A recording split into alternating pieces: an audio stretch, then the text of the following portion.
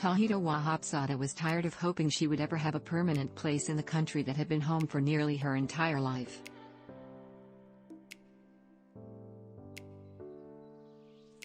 So in February 2020, after hosting a self-deportation party where she said goodbye to her friends and family, she left the US. Wahapzada, 32, moved to Toronto, where she was born to Afghan refugee parents before they joined extended family in Nevada, where she grew up.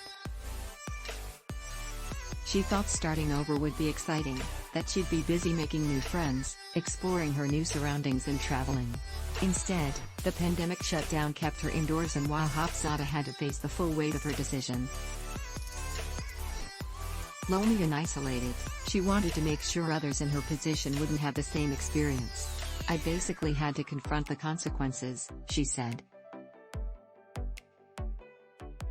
"But I made myself a promise, if I'm 30 and I still have DACA, I'm going to leave. I can't wait for an idea. I spent my 20s in this survival mindset and I couldn't really enjoy life." Since 2012, Deferred Action for Childhood Arrivals has protected from deportation more than 800,000 immigrants brought to the U.S. as children, allowing them to work, drive and travel legally. But the program, which now has fewer than 600,000 enrollees, never offered a pathway to citizenship. It was a temporary stopgap measure, then President Obama said when he introduced DACA in 2012. A decade later, the program and the lives of many of its enrollees are hanging by a thread.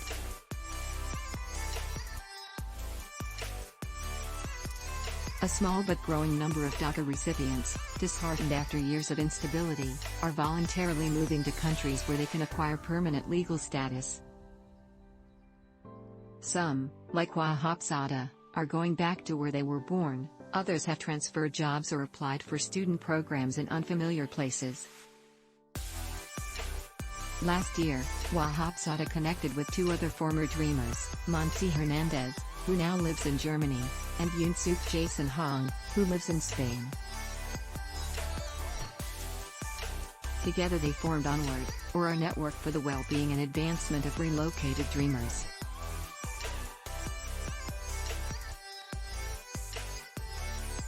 On Facebook, the support group has gained several hundred followers since its inception.